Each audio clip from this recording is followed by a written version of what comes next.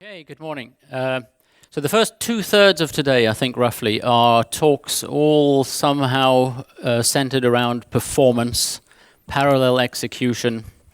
We'll be talking about some new language features in the morning, and then we have a couple of customers presenting on how they've been using the language to write fast code. Even the things that might deceptively, like the rank and key and so on, that might just seem like new squiggles and function trains. A lot of the motivation for doing those is also that they move us in the direction of being able to express denser operations on larger quantities of data, which means that it's easier to optimize it in the interpreter, write compilers, and parallelize the code because you're moving in a functional direction.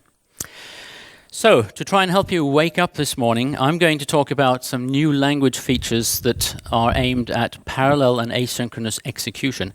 I actually think this is even cooler than data binding. Believe it, you may find that hard to believe after yesterday. But futures and isolates are new language features which we hope, the intention is that they will allow you to express parallelism in APL code in a way which feels natural to APL programmers. In the interpreter, what we're aiming for in a pragmatic sense is that if you have units of work that can be parallelized and they consume 100 milliseconds or more, so about 0.1 seconds, we think this is going to be an effective mechanism for parallelizing your code. And once we start working on compilers, we think that, of course, the compiler is going to be able to do a much more efficient job of this, and you may be able to parallelize things as well, of any size, tiny data parallel sections. So what is an isolate? An isolate is something which will look to you exactly like an existing Dyalog namespace. It'll be very hard for you to construct an experiment that allows you to tell that it is not just a namespace as you know today. You'll have to measure timings and performance. That's the goal. The difference is that when you execute an expression inside an isolate, so you go isolate dot and then you call a function or you put some parentheses, the expression that runs in there is actually being executed in a truly separate operating system process or thread. So it actually executes in parallel if you have multiple cores. So this is a slide that I used last year, and I'm happy to say that things have worked out pretty much as intended. So I can reuse the slide this year with the correction that Alexei pointed out. There was a slight error in this slide last year. Anyway, so this is a workspace, as I'm sure you can recognize. And here's a new expression that you will be able to write in APL, a new primitive, this little thing looking like a sun. It's a planet. You think of it as a remote planet where you will be able to run APL expressions. So this says, create me 3 empty isolates. And you get these little things that look like namespaces, but they're attached to the main namespace, to the main workspace. And then you can write an expression like this, which is something you could write today. If you have a vector of 3 namespaces, this you've been able to do this for, I think, a decade or more. And what that does is, because there's 3 spaces on the left and 3 elements on the right, this is a distributed assignment, a bit like a strand assignment, except it's using namespaces to do the distribution. And if you execute an expression like this is again something that you could do today in Dyalog APL with namespaces. If you did it today, they would execute sequentially. First it would go into the one namespace and execute the expression, then the second one, and then the third. But with isolates, it'll do them all at once, and you'll get your 3 results back in parallel. So part of the magic involved here is something called a future. The result of an expression executed inside an isolate is something we call a future. So it can be an item of an array, and you can pass these around in your application even though the result has not yet been computed. So you could pass a future to a function. You can pass an array containing futures to structural functions, so you could reshape them or do a partitioned enclose or transpose a matrix containing futures without blocking. But any primitive function which requires the actual value is automatically going to block. So you don't have to put any semaphores or anything like that into your code. Your code will just automatically block when it's required. Now, creating the isolates like that is very nice if you have some state, perhaps, that you want to operate on several times. So you create the isolates, you move the data in there, and then you might want to do several operations. But if you just want to do an ad hoc computation with a function, and you don't have a namespace, we've also added a language feature to allow you to easily do that. So that's the parallel operator, which derives a function which, when executed, creates a tiny little empty isolate for its own use, is executed inside there, and then, of course, returns a future, since it's the result of an expression executed inside an isolate. So you could write an expression like this: sum gets plus reduce, so count all the integers, or sum all the integers up to the right argument, parallel each iota 100, and what that'll do is it'll immediately return 100 futures, one for each of these result elements, and you'll be able to execute this expression immediately and see that there are 100 items. You could then partition that into 4 equally sized segments. So we're using the migration level 3. So I'm not compliant with Dyalog policy here. I wrote this slide before we took that decision. This is last year's slide, remember. So I create 4 partitions, and I can say, well, how many partitions are there? What's the size of the partitions? There's 25 elements in each. And then I can say, well, okay, now do a plus reduce parallel each of those partitions. So that will start 4 new isolates, or 4 new processes that will be computing these values. And those will block until the 25 items that they require. Each one of those, the plus there, will eventually need a value, and it will block until the 25 items that it needs are returned. And then finally, the root plus reduce will wait until those 4 partial results are in, and then it will compute the same result. What's really important about this is that if you were to remove the red symbols here, if you take out the parallels, you get exactly the same result. So in order to go parallel, you don't have to insert holds and semaphores or anything where there's a risk of some kind of synchronization error. You can be perfectly safe that although you don't know the exact order in which this is going to execute, you are going to get the same result as if there was no parallel symbol in there. Of course, assuming that the functions you execute don't have any side effects. So if you executed a function that went out and queried an Oracle database and modified its contents, and the other ones were relying on what was in the database, then it wouldn't be deterministic. But the idea is that you have deterministic parallelism through these mechanisms. So, time for a demo. So in version 14, we don't actually have these 2 primitives, the sol, or the planet, and the parallel operator. We have a class written, in fact, mostly by Phil Last, who had some time to help us with this. And I'll show you, if with a bit of luck, I'll be able to get this work. When I saw this work for the first time, I thought I had died and gone to heaven.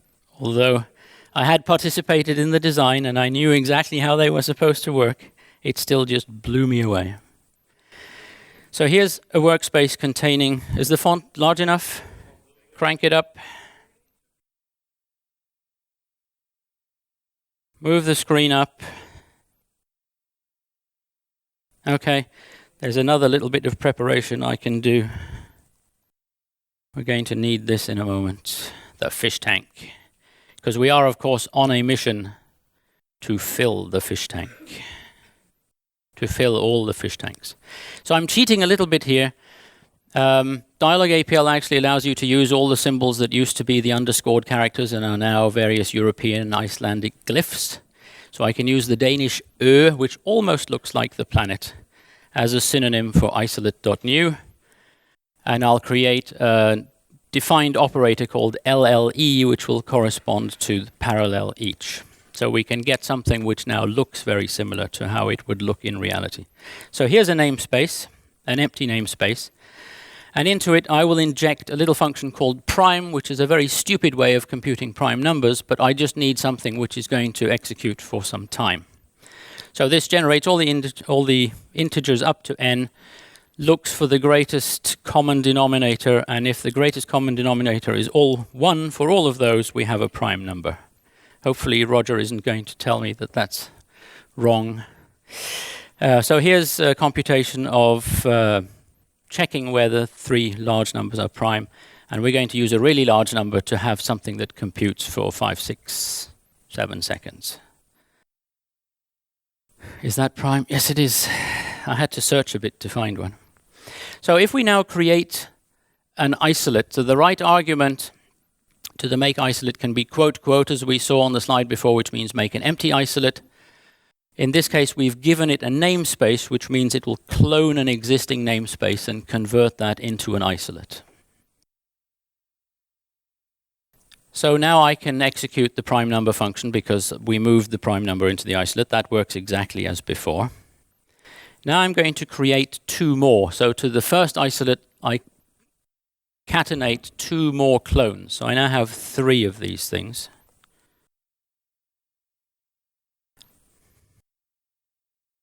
And I'll do the distributed assignment.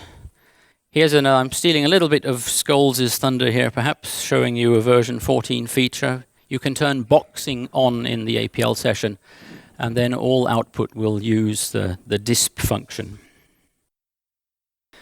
So here's an expression computing the average in the bad old way, the pre-version 14 day, and you can see it's broken. It's returned a vector for each one of those averages. Of course, in version 14, you should use tally and get a nice scalar back.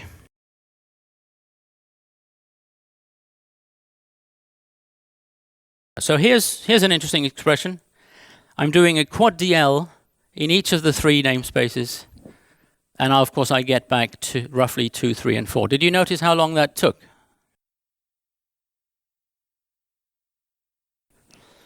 It took roughly 4 seconds. So you can now do quad DL 9 in 4 seconds. Isn't that amazing? Now, the reason that blocked before displaying it was that because I displayed it. So the part of the system that wanted to display the numbers had to block at that point to have the values. If I assign that to a variable, then I can immediately ask what size it is, and then if I try and display it, I have to wait until the 4 seconds are up. Sorry, the 9 seconds. I increased the arguments there, sorry. But of course, there are situations where you're going to want to know, well, you know, if I asked for this number now, is it there or would I block? So there's a crystal ball I-beam. Is John here? I can't explain the 701. I didn't pick the number. Okay, so here we go again. Now, if I do a -1 peak of z or z, the -1 is simply the value that I want to have back for anything which doesn't have a value yet. So I can set that to 0 or -1 or whatever I like. That was a bit early. I've already done that. So we have, I didn't do that. I'm going to do that again. So here we go. There's the 3. Isn't this exciting? There's the 9. And of course now I can refer to it safely. So we have opened the fish tank. So here's the beef. So if I time in a single namespace how long it takes. So this is just my regular namespace. Remember the original NS. This is not one of the isolates. It took 6 seconds. And if I now, the plus reduction there is just so that we collect all the results together and force it to actually block until we have all the results. So now in the 3 isolates, I'm calling the prime function and I'm giving it a number above 1 billion or 1 trillion, depending on where you come from. And see, the fish tank now was at 100% briefly. Oh, and it takes less time to do it 3 times than it does to do it once. That's actually an interesting feature of if you're using a laptop and you generally have it in stamina mode. what happens is that it realizes, oh, damn, there's a lot of stuff going on, and it increases the clock frequency. But I think it's still, it's not entirely cheating. There's very, very little overhead in this. We're just using a little bit of TCP to wait for the result to come back.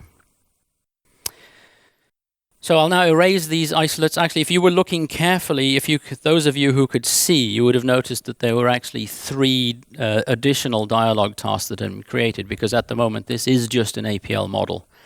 And in fact, at the moment, it's just firing up full development interpreters. So there was a bit of lag when we created it. Hopefully by the time we release version 14, we'll be using runtime interpreters, and we'll have that startup time down to an absolute minimum. So I'm now going to set an option which says when I start using the parallel operator, which is the next demo, I'd like to keep the processes around so that I don't incur that cost. So you'll now see, if you look down there, you'll see them. You can't really see it, but there are 4 of them being created. And the point of the keep alive is that if you then continue using the parallel operator, which is creating these little isolates on the fly, it optimizes this based on this pool of processes that it has now created. So it's trying to be clever about quickly reusing them as they become free. So using the parallel each now also should take roughly, if I'm lucky, 4, 5, 6 seconds to do those 3 operations in parallel. Right. And that's it in terms of the demo. There's not actually a lot of new structure here, but I think what it allows us to do is really quite spectacular. So before we release this, and what we're doing is, this is partly coded in APL as a model. There's a bit of plumbing that's done in C, but it's an APL model. We are releasing it, though, as part of the version 14 release, but qualifying it and saying, well, we may change this based on your feedback in the first, at least in the first release cycle. But I think if you write some cover functions, you can quite safely use this in production, and then whatever we do for the next release is going to be trivial for you to move to. So there's some interesting design issues. If you want isolates, if you have a large legacy application that's been worked on for 20 years and has 20,000 functions, and you don't know which of those functions are going to be needed in an isolate, you might have to add to the startup time of your isolate some, there's going to be some time for making the code appear in the code that's required to run the expression appear in the workspace. And we're doing a proof of concept with one of our major customers to see whether we can come up with a code paging file, which would be a memory mapped file where functions are loaded on demand. So you have very little startup time. And then the 7 functions that you actually need come in, it costs less than a millisecond or thereabouts to bring in each file, each function. That's the idea. How to share data. Again, we have work to do with your participation on finding good ways to share data. Of course, there's going to be data probably in the root workspace that the isolates might need. So one of the design issues that's remaining, that I think we will have a solution for in version 14, is a mechanism for the code in the isolates to hash dot or something dot to reach back into the parent workspace to access global variables or call functions. In fact, you might well have an open database connection in the main workspace that you didn't want to replicate in each of the isolates. So occasionally, although most of the work you're doing is in parallel, you might need to go back to the parent and say, get me this number out of the database. And those will then be serialized, and you'll have to wait as the main thread works on those. Of course, there's a bunch of performance issues, particularly with something like parallel each, where you might be creating lots and lots of isolates. Whether we can actually look at a function and say, well, this is a pure defun. We don't actually need to create an isolate to run it in. We can short circuit a lot of the mechanisms and get very, very high performance, increasingly higher performance on smaller and smaller grains of computation. But this is a good time, in fact, to mention again the importance of defuns, which started as a pet project that John had, is it 20 years ago now? These have just gradually been growing in importance, and I think to the point now where I would say they are actually one of the most important language features that Dyalog has. In terms of attracting, certainly in terms of attracting a new generation of programmers to look at APL, they seem to be absolutely critical. The kids who come and do the programming competition, virtually all of them go straight for defense without, I don't know exactly how they decide to do that, but we can see from the submissions that they've all done that. And the new people who are really looking at it, Nick Nikolov, who did the JavaScript, Aaron, who's working on a compiler, they've all instinctively gone for defense as a cool. Defense are a cool, modern, dynamic language, even in the eyes of a completely new generation of users. And the more you write functional code, the easier it's going to be for us to make isolates work really well on them.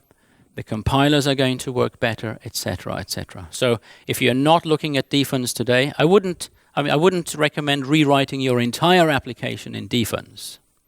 I think there are parts of an application, the parts that starts, reads initialization, reads data, and so on. That's really procedural stuff. But in the computational part of your application where you might benefit from being able to go massively parallel, think very carefully about using defense for some of that. Or at least, if you can't use defense, write your code in a functional style, because a good compiler should be able to look at a tradfun and say, well, this is a functional piece of code. It's equivalent to this defun. And then the compiler can do its work. But avoid semi-globals if you can, and globals. Right, so what we've been looking at here is processes that run on your local machine. Of course, there's a left argument to planet. And you might say, well, I want a credit card number. Please start processes on the cloud, as many as necessary to do this, etc. User number, IP address of a cluster which has capacity to run these for you. Error handling, of course, is very interesting. You execute an expression in parallel 10,000 times, and they all hit a domain error. What do you want to see on your screen? And but the RIDE, of course, and the fact that the RIDE protocol will be open would mean that we could, in fact, in APL, perhaps write some very intelligent debuggers to say, 905 of your processes crashed, 800 of them with a domain error on this line, 200 of them with a length error on that line, and then, how do you want to deal with this? There's work to do. We're not done yet. But the goal is, as I said, provide deterministic parallelism in a form which integrates well with APL thinking. Here and now we're looking to give you bang for the buck, which I think most of the things I've seen that need to be parallelized, this goal of 100 milliseconds or more as the granularity threshold at which this becomes a viable technology is quite reasonable. But then there's potential as we do more work on compilers and semi-compilers to really reduce the size of the granule. So this is, of course, as usual, this list isn't even all the people who worked on it, but the main contributors to this, there's a magic namespace technology, so when you dot into something, we can capture that and execute some APL code, which allows us to implement the APL model of the isolates. The futures, I think, was mostly Jay, but I'm sure John and the Johns and Jeff were all involved in discussions. The APL model was, in fact, mostly programmed by Phil last. It's partly implemented in APL. It's labeled as experimental. It is a model, but please have a look at this and give us the feedback that allows us to iron out the final pieces of design. Okay, so I have 3 minutes for questions, but since I started 5 minutes late, maybe if there are questions. I have a whole bunch of data I want to process and write to some folders. Is this going to get me there faster? Sorry, you have data you want to write to folders. Probably not, because the important thing here is that you have a high ratio between processing and the amount of data you need to move. So if what you're trying to do is mostly move data, then it's unlikely that it's a lot of processing as well, actually. Yeah. Okay, I mean, all of this parallel stuff works better and better the more processing you have to do compared to how much data you have to move. It's the data movement is the main bottleneck in achieving any parallelization. Are file ties propagated to the isolates? No, and that's a good thing. Okay. And if all the isolates are writing to the same file, is that going to cause any issues? All the isolates are separate APL interpreters, so they would have to repeat any initialization that they need. So if they just tie the files, they're just regular APL processes. And memory issues with the isolates, are they all going to take up a certain amount of memory? Yeah, they are, just think of them as separate APL processes. Okay, so if I start with a 500 megabyte workspace, I'm creating more 500 megabyte isolates? Well, except if you have a 500 megabyte workspace, Dyalog APL doesn't actually allocate 500 megabytes when you start, right? It grows on demand. Okay. Thank you. Paul, you had your hand up. You have a class with a method in it, and that's your architecture is classes. You have an object model, and you create a new isolate. Yeah. Trying to clone a. We would need a way to also. At the moment, we only do namespaces, but yes, you'll need to clone instances of classes as well. That's clear. Yeah. Okay. But of course, if those classes then are very, depend on a lot of other stuff, then you may need to create an isolate and then move things into it. But I mean, that's very fast. It's just memory copying. Okay, it is now 9 o'clock. My time is up.